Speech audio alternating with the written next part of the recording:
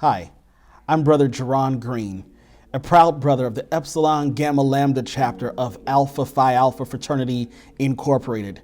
We are the Boston Alphas. Political leaders pay active attention to the issues that the public raise. The people have the power. And according to Congresswoman Ayanna Pressley, the people closest to the pain should be closest to the power. I rise today on behalf of the people who are struggling and feel abandoned by their government during this crisis. I rise in solidarity with every parent who has struggled to buy diapers and formula, every family behind on rent or crushed by the grief of an empty chair at the kitchen table. Our people are crying out, sick, tired, hungry, and broken. Political systems lead to programs that address the problems of the people. These programs are supported by financial, technical, and human resources. We must have elected persons in positions of power who understand, who empathize, and who will advocate for the people. The brothers of Alpha Phi Alpha have a mission to provide service and advocacy for our communities on all issues. Voter registration, voter education, and engagement has remained a dominant focus of Alpha Phi Alpha. We deliver political awareness on issues of concern to you, the public, through mayoral candidate conversations like the one that we're going to engage in today with candidate for mayor, John Barros. John Barros is the proud son of immigrants from the islands of Cabo Verde in West Africa. He is a lifelong resident of Roxbury and Dorchester. That's the city of Boston. John is a small business owner and an active member of his church, a former member of the Boston School Committee. And in 2014, he established a new economic development cabinet for the city of Boston. And he served as a member of Mayor Marty Walsh's administration for 7 years. We are excited to engage with Boston's former Chief of Economic Development, John Barros, a husband, a father, an advocate for a better Boston. John, welcome, and thank you for taking time to meet with the Boston Alphas today. Thanks for having me here. It's always good to be with you and the brothers. Thank you. So John, as the Chief of Economic Development for the city of Boston, you led efforts to create real opportunities for women, for people of color, for immigrants, and for veterans. And during your time as chief, Boston added about 140,000 jobs, while also investing millions of dollars for job training and the like. I'm not going to attempt to read back your resume to you, but I would love to hear more about it. You've worn so many hats, John, and I just want to know, what is the drive behind your work ethic? No, I appreciate the question. Economic development for me is about creating opportunities for our families to be able to have jobs, good paying jobs with benefits, so they can take care of the bills, ends meet, be able to thrive in our city. In fact, during the last 7 years, as we brought in 140,000 new jobs, we brought unemployment down to 2.4%. Historic lows in all of our neighborhoods. In Roxbury, we brought it down to 4.6%. In Dorchester, I believe it was 4.9. In Mattapan, I think it was 5.2. And so that meant that people were making money to take care of their families. Crime went down, historic lows, and arrests went down to historic lows. So we can, in fact, build a city where more people are involved and engaged in our economic growth. More people have better jobs, and then that kind of city increases the quality of life for our families, our youth, and then ultimately all of us. It is important that we support the growth of our city through an inclusion lens. As we grow, our Black-owned businesses should be growing, our brown-owned businesses should be growing, our women-owned businesses should be growing. And as you said, we need to continue to support our veteran-owned businesses. I was proud of the work that we did to look at the public spend of Boston dollars and to increase and to come up with a new goal of 25%, that Boston will be spending more than $180 million a year on our people of color-owned businesses, our women-owned businesses throughout the city. That is going to transform neighborhoods, it'll transform families, and it'll begin to create the wealth that will bridge the wealth divide in our city. John, you mentioned women-owned businesses in addition to minority-owned businesses in Boston. I want to talk about some women's issues. You are now the only male candidate in the race for the mayor of Boston office. That makes this quite a historic race, I would say. However, you seem to understand that all issues are women's issues. That's right. I was raised by a strong Black woman, a single mother. My mom was a single mom until she decided to go off and get married. I don't know what she was thinking about. But what I understood early on is that everything that affected her affected the entire household. That's right. And I think it's the same way with the city. Everything that affects women in the city of Boston affects all of Boston. That's right. So here's my question for you. How do you, as mayor, begin to address the undeniable disparities that impact women more than men? No, that's correct. So all issues are women issues, and it's important. I had a strong mother growing up, strong sisters, aunts, and in fact, my aunt was responsible for me first getting involved in economic justice work in my neighborhood. Okay. When she brought me out and plugged me into the Dudley Street Neighborhood Initiative and helped me to become a community organizer.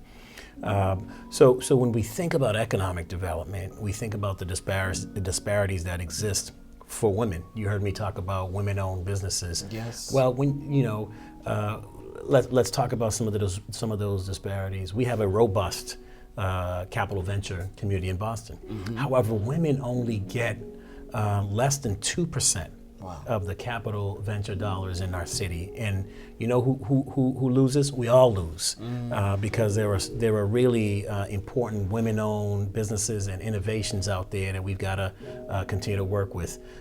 Women make 23 cents less than men in the workplace, right? And so that's not right. And then Black women and brown women make even less than that. So it's critical that we help to get to wage parity, that we help to bring some equity in income in our city. As a chief of economic development, did work in both making sure that women were getting more of the pie when it came to venture capitalism in our city. Those venture capitalist dollars were important, so we put together something that's called WeBoss. It's a program, it's an initiative that helped to connect women to capital. And then we created a WeBoss Week, which is a week dedicated in Boston for talking about these issues, highlighting these issues, and then once again connecting women entrepreneurs to opportunities. The other thing we did while Chief of Economic Development is I worked with the Office of Women Advancement for the city to address the wage disparity. Proud that Boston has a robust compact with businesses in our city where over 100 businesses commit to providing data on the wage disparity and then commit to attacking the wage disparity. As a city, we put together a workshop to help address women being able to negotiate or giving them different tips on how to negotiate for wages, either during promotions or during new job placements. We found during a survey that there was a huge disparity of what men were negotiating and what women were negotiating. In fact, I often tell the story that my wife was one of the 10,000 women to benefit from this. And so we know that about 90% of the women who took the workshops were able to negotiate better salaries at the point of transition of a new job. These are the kinds of things that as a city that we need to continue to work on to make sure that women are not facing the disparities that we have today. But it's also about health. I'm a father of 4 and well aware of the challenges that our women of color have when it comes to mortality rate during maternity.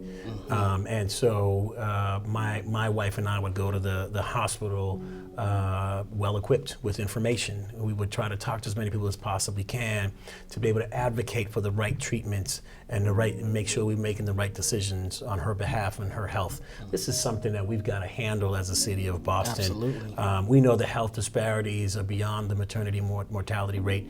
We know that we have health disparities in our community in general between Black and brown people in our city, and that COVID not only exacerbated them but uncovered them in ways that we just can't close our eyes to. We should never be the same as a city, and always making sure that we're addressing the social determinants of health, whether it's housing, economic security, food security, or any of the other issues that exacerbate health disparities in our city. Health and health outcomes need to be the metrics by which we measure our city and our government services, and whether we are treating and providing what our families need to continue to succeed in our city.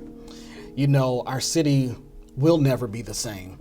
There's so much work to be done. There's so much work that has been done, but moving forward, we can never look back. We must be moving toward a new normal of sorts. So I have a question for you as we move forward toward a John Barros Boston.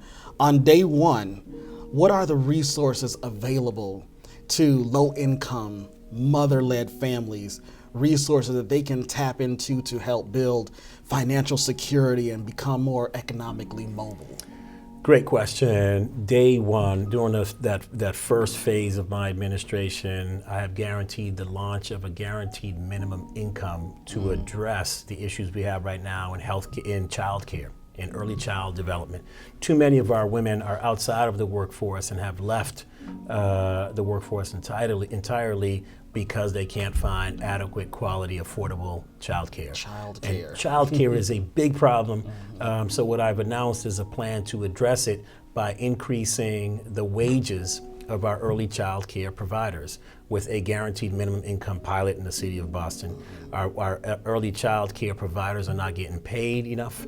We need to increase the amount of training and supports that they get while we're increasing the income to create the kind of quality and consistency that we need.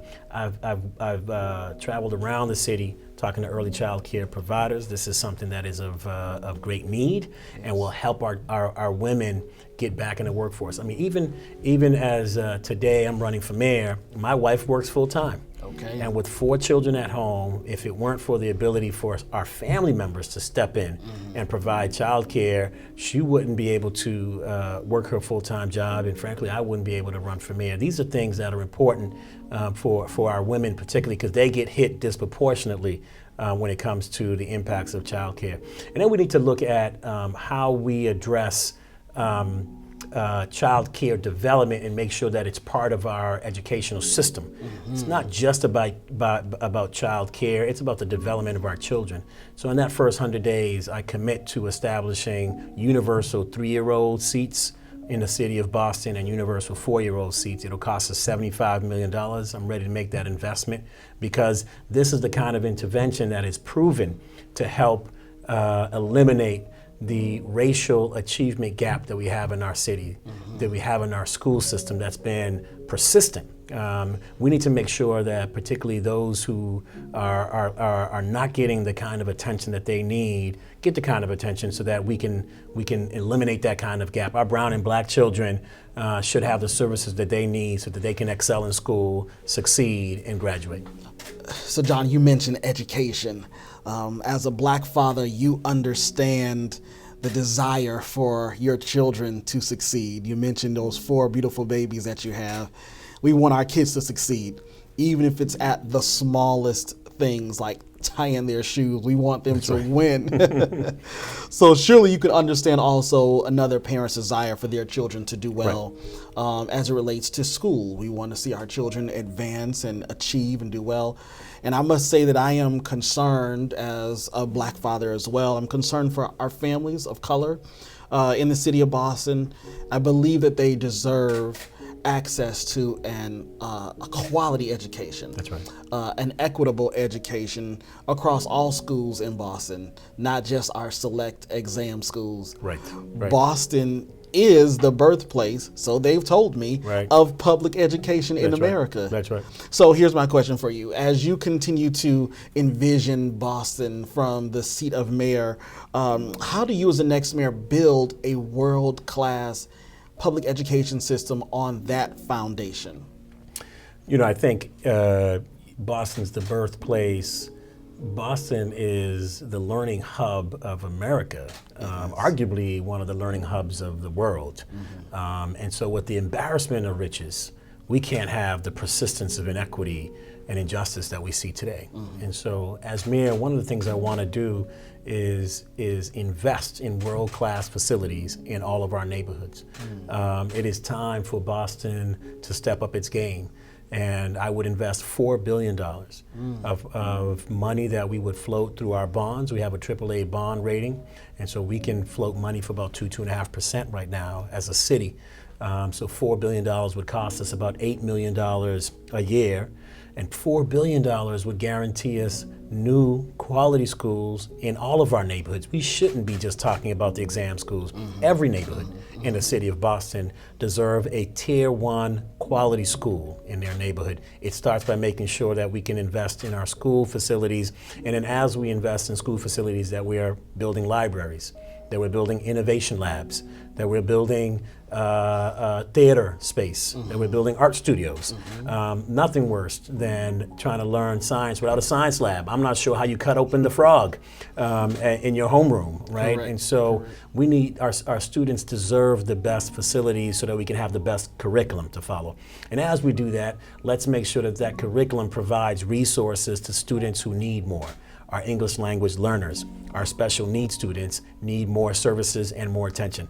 And as mayor, I've also committed publicly to revisit the weighted system that we use to provide services for ELL students and for special needs students. We need to increase them to make sure that they have what they need. As we do that, we also need to make sure that we are coordinating the services that our students need to be ready to learn by the time they get to school. I've talked about early childhood development, but it's also making sure that our students are stably housed. Housing is fundamental to their ability to succeed. The same social determinants for health outcomes, for quality, good health outcomes, are the same social determinants for academic outcomes. And so housing is one. Job security for parents, being able to help them do workforce development and workforce training so that they can get the jobs in the city of Boston, being able to make sure that our families have food security and have healthy food options and healthy food choices is critical. These are the things that we have to coordinate around our children and our family to make sure that they're ready to learn in school. And then you've also heard me talk about the importance of making sure we have quality pathways through our schools. That includes having a quality pathway for VOTEC school, education. And so Madison Park, it is time for us to give it the attention it deserves. I've called for reorganizing it, where Madison Park has its own school board and an independent budget, so that we can give it the kind of attention it needs as a special model, as a VOTEC school, and make sure that it is connected to job pathways to the robotics cluster in the city of Boston, to the health tech cluster in the city of Boston, to all of the emerging jobs in our city. We need to provide internships, apprenticeships in a way that Madison, I think, is set up to do, but we're not maximizing today. We also need to make sure as we do that we're coordinating a city college system. Madison students. Tell me about your vision for this city college system. We have an embarrassment of riches in Boston, and our students should be able to take advantage of them, full advantage of our colleges. That's why I would implement a city college system in the city of Boston, whereas I have a goal that 40% of all Boston high school students will have completed some college credits before they graduate from high school. Okay. Madison will lead that charge as we work with the Benjamin Franklin Institute, as we work with RCC, as we work with the Bunker Hill and Cambridge College. There are a number of minority-serving institutions, Latino-serving institutions in Boston that provide us the platform for us to start college early, and then for us to increase the program we've already created in Boston. In Boston, as Chief of Economic Development, worked hard on the free tuition college program in Boston. We need to expand that.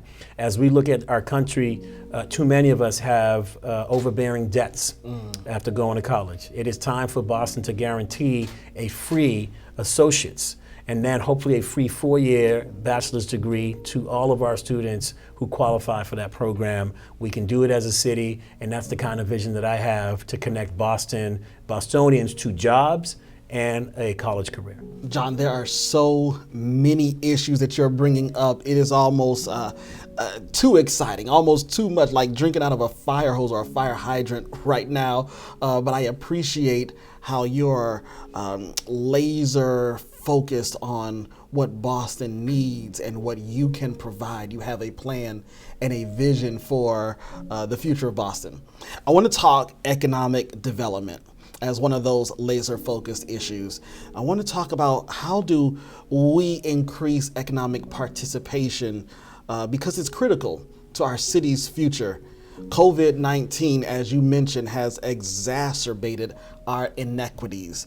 It's made it much harder for families who, for the most part, feel left in the margins. That's right. How do you, as mayor, ensure an inclusive economy? You mentioned inclusivity as part of Boston's future. How do you make sure that we have an inclusive economy that works for everybody? That's right. So I think we all saw the numbers that came out of the recent census study, which says that we've lost about 9,000 black residents in the city of Boston. Yeah. Now, we need to look further into that, but my guess is we lost many of them because Boston is too expensive. Displacement is a real issue. Many of us know anecdotally that displacement is a real issue. We know the stories, we know the families. We've lost really good talent. It is time, in fact, that we provide more affordable housing first and foremost, an ability for our residents, all of our residents, to be able to purchase their own homes, to be able to stay in our city through home ownership. And so I would introduce a new public bank to the city of Boston so that we can provide the right mortgages. The Federal Reserve study called The Color of Wealth that shows the gap between a white family and a black family to be $247,000 for white families in median net wealth and $8 for black families, also shows that the big divide is on home ownership and equity that we have in our homes. It shows that, in fact, most black families and brown families have higher interest rates, which means that their money and therefore their home costs them more. It means they have less buying power. These are things that we can address with the right mortgage products. These are the things that we can address if, in fact, we launch a public bank here in Boston. This is something we need to make sure is top of mind. As we do that, making sure that we are investing and continue to invest in workforce development for the people that live in Boston. We have an amazing economy that we can continue to grow, right? But let's grow in a more equitable way. And that means we're investing in participation of people in good jobs. And so, which is why I was proud before I left office to have increased something called the linkage fee on development by 42%.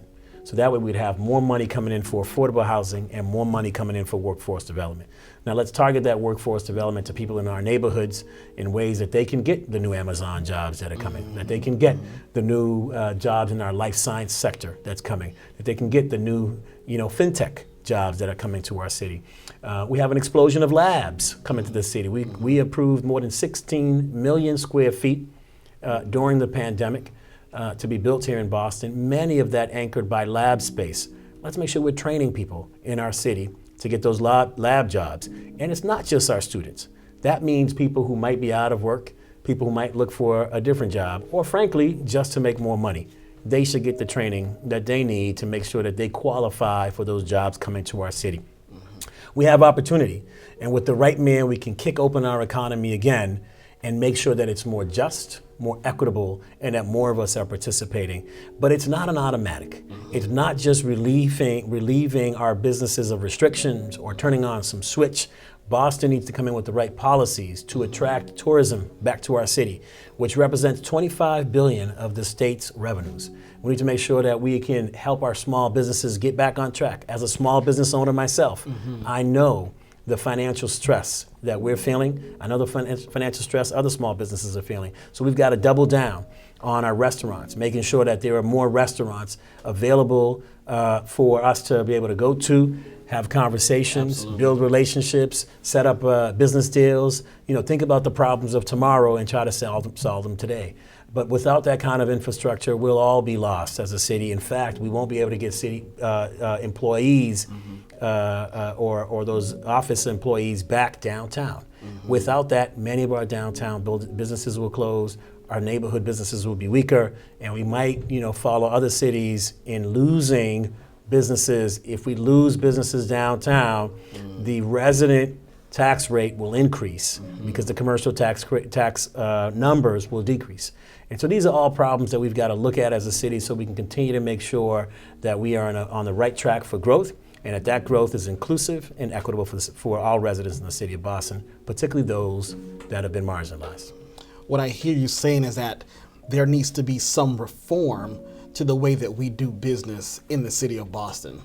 I believe that was part of your job as Chief Economic Development Officer. So here we are at this theme again around equity. Yep. I want to talk about equitable procurement. Yep. Reports and studies provide proof positive of what we already know. It's well known that minority-owned businesses, women-owned businesses, as we discussed earlier, especially those owned by people of color, have always been left behind. That's right. That's right. When Black-owned businesses account for less than 0.5% in the city of Boston, we have a problem. That's right. And you also know it's time for some bold action. That's right. And I believe that comes from the office of the mayor, the person who can immediately affect that type of change. So how will you reform the way that we do business in the city? Well, I've already started that reform. The only reason why we know those numbers is because I conducted the disparity study that gave us those numbers, Okay. right? So when I went into the city in 2004, I was committed to show what we already knew in a legal format so that we can change it. So I went in and before I came in as a candidate, I committed to a disparity study because the city hadn't conducted a disparity study in years. And a disparity study is the only legal tool that allows us to establish race-based and gender-based goals to shift those numbers. And so there's never been a year that the city of Boston has ever provided proportionate contracts to women-owned, Black-owned, or brown-owned businesses in our city. This is the time for us to lean in this space. In 2014, I knew I needed to collect 5 years of data to meet the legal threshold for that study, and I did that. And so just recently, we were able to complete that study and show those numbers. So right now in Boston, we have a tool that allows us to shift the goals. Before I left office, the Mayor Walsh signed an executive order that 25% of city spend will now go to women-owned and minority people of color-owned businesses in the city. That's $180 million going to our neighborhoods, going to our small businesses. I need to get back in there so we can right-size the contracts, because I heard the contracts were too big. We're not going to be able to move the $125 million that goes to a transportation company, because there's no transportation company in Boston right now that can do $125 million. But if we split that up and we made it smaller contracts, then all of a sudden we're creating those opportunities. There are a number of contracts like that in the city that we need to right size, make smaller, so that we can make sure they move to people of color-owned businesses and women-owned businesses. We also need to make sure we look at our bonding. Our bonding limits are too high. And so as mayor, I can go in there and help create the right limits for our companies, but then provide capital assistance where needed so that our companies can meet the bonding levels that might be mandated by law. This is the kind of work that I'm ready to take on as mayor. It's the kind of work that I've already started in my reform of the city of Boston in the last 7 years, and which is why we in fact increased our Boston jobs policy numbers on how many people of color would be on jobs in the city of Boston to 40%. We've increased how many women will be on jobs, Boston construction jobs to 12%. These are the kind of work we need to continue to do and make sure, in fact, that we can hit those goals and make this a more equitable economy. So in the studies, John, that you were able to provide for the city, thinking about census information, I have a question for you, and let's just be real. Is Boston a city of possibility for Black professionals, for Black business owners, for Black contractors? Can we get a piece of the pie so that we don't have to be displaced out of the place that we may want to call our home? No, I mean, so, the honest answer is we got a lot of work to do, right? Where Boston is doing, less than 1%, Atlanta's doing 36%. Right, where Boston is seeing, how many millionaires we have. So as we begin to compare ourselves to other cities, we need to do more. I mean, I was proud to have funded, Black businesses while I was in my office. I'll give you an example. I provided the largest single contract to a Black business for professional services with the city of Boston in Boston's history. But that was one, right? I provided a startup grant to a Boston-owned business to start a jazz lounge in our city, which I think we desperately need. Absolutely. Right? But we got to do more, right? And so we're just beginning the conversation. We're just starting to move the needle. We need to increase the volume, and we need to scale this up at a quicker pace so that Boston can get to a point where Black and brown talent can look at this city and say, that's the city I want to go to, because I keep hearing about the Mr. Greens of the world who are making it happen. I keep hearing about the Mr. Jones of the world and the Mrs. Smiths of the world who are making it happen in our city. We need that kind of reputation, which is why I was really excited to launch or to design a marketing program that showed a different Boston. It's called All-Inclusive Boston. And so use some of the pandemic money to show a different light in Boston. And so, most recently people have said, that's not real, that's not authentic. There is no person, no business, no neighborhood in that marketing commercial that is not real. These are people in our neighborhoods. These are business owners in our neighborhoods. But people have to realize that Boston has that in our neighborhoods. We have the diversity. We have the experiences that people can have with amazing Latino restaurants, amazing restaurants in our communities that have a fusion around soul food and Cape Verdean restaurants. I wasn't going to do the self promotion, but we've got some. You did it. Right? We've got some amazing businesses and restaurants. We got to scale that up. But the first thing is we got to support what's already here. So now we've got to see them, and we've got to show that kind of Boston. I love the fact that we can show Fenway Park. Let's do more. Love to show that we can show the big brick roads of Beacon Street, of Beacon Hill. But let's do more. Let's show Roxbury. Let's show parts of Dorchester, Mattapan, and JP where we are. Right. The notion of a Latin Quarter in Jamaica Plain is let's make that real. Right. Let's dance some salsa in the streets. Right. The notion of Mattapan Square being a real mecca for where we can grow businesses and finally bring a liquor license, right? So we can have a full service restaurant. Let's do that. These are the things that I'm excited for as mayor to make sure happens for our neighborhoods and for our residents and for our families. And these are the things that make Boston a world-class city. That's right. It's why people from all over the world spend their money to visit Boston. We need that in this city. We need that. We did a study in 2015 when I first came on board. We did it in partnership with Massport and the Convention Center. And the study asked likely African American travelers and likely Latino travelers, in a city of 10, including Boston, where would they prefer to go on their next trip? Boston was last for African American travelers, and 9, almost last for Latino travelers. We then looked at what we were losing. We were losing $15 billion that we projected from those travelers because they didn't choose our city. That's the kind of economic development that we can do. This is about making Boston a place that can attract brown and black talent. It's about making Boston a place that can attract brown and black businesses, investment, and tourism. We all win. We all win if Boston becomes a more inclusive city, and if our neighborhoods and our businesses are stronger. So what we started off talking about was women's issues being everyone's issues, but I'm also hearing that Black and brown issues, it's Boston's issues. It's Boston issues. You know, that's the right way to frame this.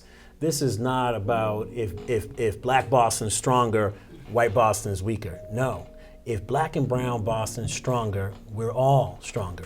You know, which is why, you know, for me during this campaign, I've been uplifting the Black male voice, which I feel is missing in a lot of the civic world that I'm involved in. And so helping brothers have a place to have, to amplify their voice, having brown and Black people at the table to amplify their voice, make sure that all of Boston's involved, we all win. Thank you for that work. I appreciate it. One of the major issues that affects all of Boston, as we were just speaking about, is the opioid epidemic. Crime, traffic issues, hazards, discarded needles, litter, trash, bodily fluids, all types of unsafe and unsanitary and unpleasantries are on display for the residents of Boston. And not just the residents of Boston, those who are seeking services within our city limits. We have world-class medical facilities right at the same intersection where we have an epicenter of pain. Mass and Cass, something has to be done about it. So here's my question. I know that you're ready to speak on it. How will the mayor of Boston provide relief for people coming to Mass and Cass, the neighbors, those who live nearby, those who are just driving through? Yeah. What can be done about the humans That's right. at Mass and Cass? It is a daily tragedy. And I'll tell you, living a few blocks away, I travel there often. And when I travel with my children, I need to, as an adult and as a candidate, answer the question from my kids. Dad, when you become mayor, what are you going to do about all these people who are hurting on our streets, right? It is about people, treating them with respect, and ultimately that represents for me why I'm running for office. This is about making sure we can design a city that takes care of all of our residents, all of our people. I believe the first thing we need to do is walk those streets. There shouldn't be a candidate that is in this race that hasn't right now walked those streets and tried to do something, whether it's passing out water, whether it's talking to someone and figuring out their reality. You know, I did a pop-up clinic the other day just to provide vaccines to those on the streets, understanding that the Delta variant has come, there's a surge, and we should be trying to protect them. The pain is real, the disrespect is real, but it is also real that these people are trying to find services. Absolutely. I met a brother at the St. Francis house the other day. His name was LeVar. I believe he came out after doing 19 years. And LeVar has it together, right? LeVar came out and he's doing the eye catering program at the Pine Street Inn. Wonderful. He's got a little job doing that. So he's paying now for some courses at the Benjamin Franklin Institute to be a certified construction project manager. So that he can have a good job and be able to find stable housing and take care of his bills. He's doing his studies. He goes to Boston Public Library. He's working hard.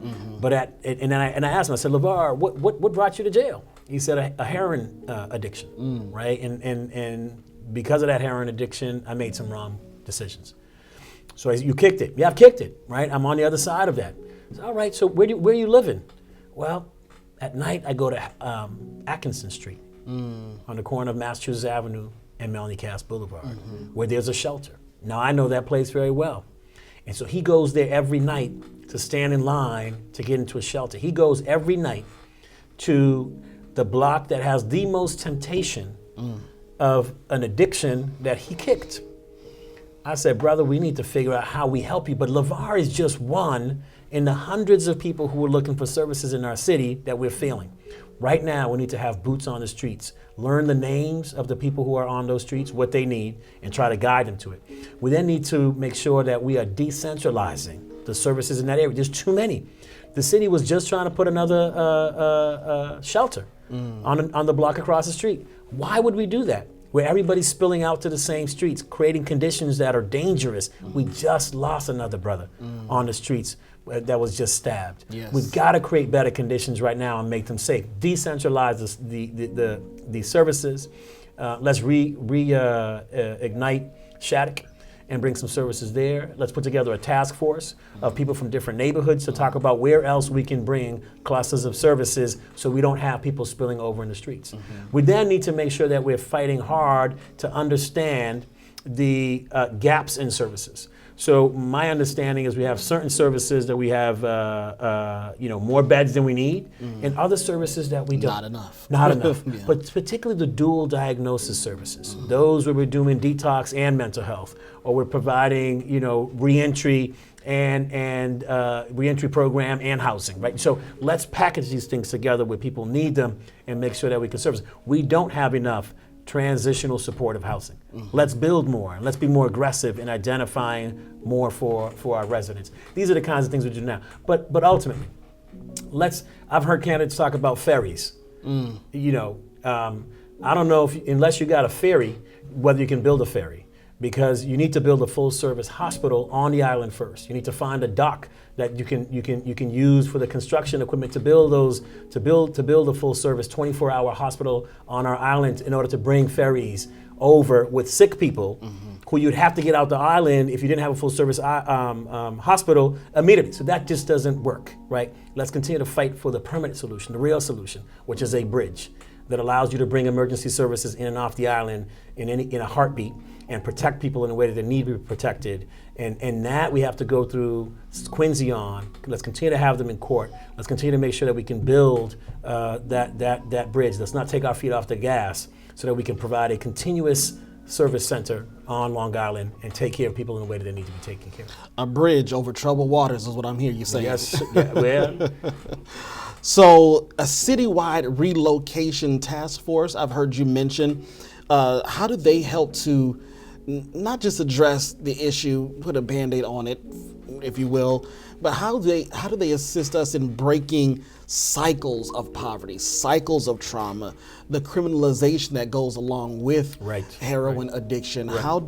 How can a task force really be part of the solution? So the relocation task force would be a part of the solution, but really to talk about where we can relocate programs. The other table is to have a conversation with the state and service providers on the gaps that exist and how the state can step back into this space and make sure that we have better reentry programs. I'm hearing from brothers and sisters on the other side of the wall that we need to coordinate better. That if they're taking a program inside, that they need to find that same program outside that allows them to connect those opportunities. I'm hearing that we need to have transitional housing on the other side of the wall so that when they can come in, they're not going back to the same location where they have had issues that brought them in. Correct. So we need to have transitional housing for people coming back into our society. If we're gonna break the cycle of poverty, we need to use programs like guaranteed minimum income programs that allow people to have opportunities, to have some financial wherewithal to make some of the changes they need to make. If you're gonna have to come back and get into your hustle to pay for your bills, that's not gonna work. Right, so let's talk about the programs that exist, the gaps that we have, and how we're gonna fill those gaps. That takes a whole different table. It takes a table with us talking to the Sheriff's Department, talking to the state's health department, talking to the city's health commission, economic development, and others to knit the kind of comprehensive approach that we need to take care of people, get them out of some of the habits they have, get them back as functional individuals in our society, get them back to work. People ask me about a safe injection site. It's the same thing. If you're gonna bring a safe injection site and you're not gonna bring the services around it, it's just gonna be a place for people to shoot up. Right? Let's not do that. We already have that at Mass and Cass. Like I said, coordinate the services to help people get out of that lifestyle. Now, a safe injection site is an important part of a continuum of care. But let's talk about that continuum in a way that gives people confidence that it will be used correctly. On behalf of the Brothers of Alpha Phi Alpha, the Epsilon Gamma Lambda chapter, we thank you for your thoughtful answers, your transparency today. There is so much work to do. Here's my final question. Are you the right person for Boston? No, I appreciate that final question because that's everyone's final question as they're going to the voting booths. And yes, I am. I am because I have the experience to make the changes that we need to make today. And I have the urgency and the empathy because of my own life, right? Because of what I've seen, because of how I've been raised, because of the brothers that I lost in the 80s to the crack epidemic, because the brothers that I lost being deported, being killed, because of the sisters and the mothers that I've seen struggle as single women trying to raise their children in my neighborhood, in my family, in Roxbury, in Dorchester, where I live. So I'm bringing a sense of urgency, but I also couple that with management skills, executive skills. I appreciate the fact that I'm running against 4 city councilors who have talked about ideas, but I've built affordable housing. I've in fact built the largest community land trust in the country to protect the housing we've built, the parks we built, the urban land trust, the urban farming land that we've built, the 10,000 square feet greenhouse that we've built in my neighborhood. I have helped to create jobs. I have started a business and know what that takes. And so I'm ready to confront the issues of Boston, which is why, in fact, as we talk about public safety, that I've introduced this notion of a new public safety agency. When you call 911 today, you get 3 options from a dispatcher. They'll listen to your call, and they're either gonna send police, send fire, or send EMS. But right now, in fact, a couple of days ago, as I was walking Girard Street in Roxbury, there was a man sitting there calling out for help. When I approached him, he said, "I'm overdosing." I said, "Well, I've got Narcan. Hold on a second." He said, "No, somebody just gave me Narcan. I don't need Narcan." I said, "Okay, you don't need Narcan, but so what do you need?" "I need a detox bed. Call 911." Now I said, "Okay, real quickly, I'm gonna call 911." As I'm dialing 911, who's gonna provide him a detox bed, right? And so as I'm dialing 911, I said, this is where we need that 4th agency of professionals who are well equipped to come out and provide substance abuse for those who need detox bed. A professional who's trained on mental wellness. Professionals who are trained to deal with domestic violence, professionals who are trained to deal with social issues that our first responders aren't necessarily trained for. We call police for everything, and they show up. Police will show up to domestic violence issues or domestic disturbance issues when a father is having a fight with his son, right? That's not the place for police unless there is imminent violence. That is a place for a social worker who can come in and help them bridge that divide, help them de-escalate and figure out a resolution. Someone who's trained to work on that. Someone who's trained to work to come into our schools and help us deal with any kind of behaviors that are problematic in our schools. Now, cities that have done this have found that you only need to call police to come in 2% of the time. Wow. But in most of the instances, a trained professional is the right professional to deal with that issue. I applaud the fact that EMS showed up, fire showed up for that gentleman who felt like he needed a detox bed, but they then needed to connect to other professionals to do it because, in fact, EMS doesn't provide detox beds, neither does fire or police. And so the city of Boston needs a 4th agency. So when you call a dispatcher, that they can send the right professional to your emergency situation to deal with the situation at hand and not put a different person like a police officer in a situation that they might need to arrest someone that might not need it to be arrested because the situation might be, one with a lot of emotions. One like me and the brother Kyle that was just trying to figure out him coming off of his high. And I'm not a trained, detox professional. Sure. I'm not a trained substance abuse professional, but I knew enough to know that I just needed to sit him there and calm him down a little bit. So that then he could deal with the issue that he got aggressive with a security officer. Imagine our police officers coming out with a social worker or a detox professional and then handle that situation so they can have the other conversation that then barred him from the establishment that he just got violent in.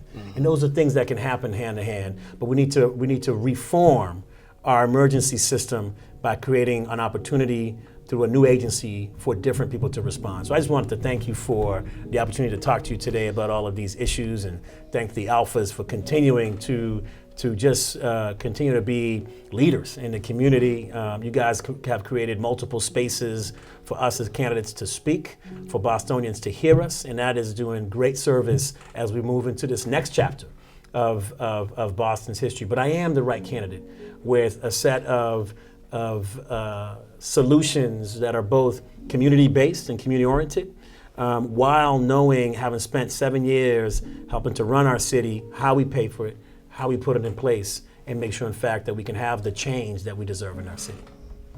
So, John, tell us, how can we learn more about you, your background, your platform? How do we connect and support you?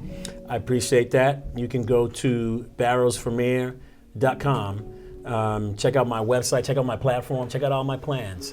I hope that if you haven't found what you needed, you can also email me at john@barrosformayor.com, and we can further have conversation.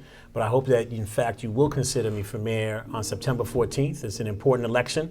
September 14th, I humbly ask that you vote in the number 8 spot, which is the last spot on the ballot, for John Barros for mayor.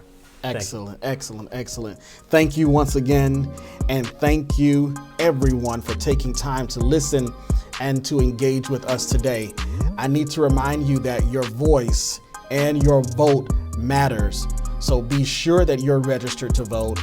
Be sure that you're informed about your polling place.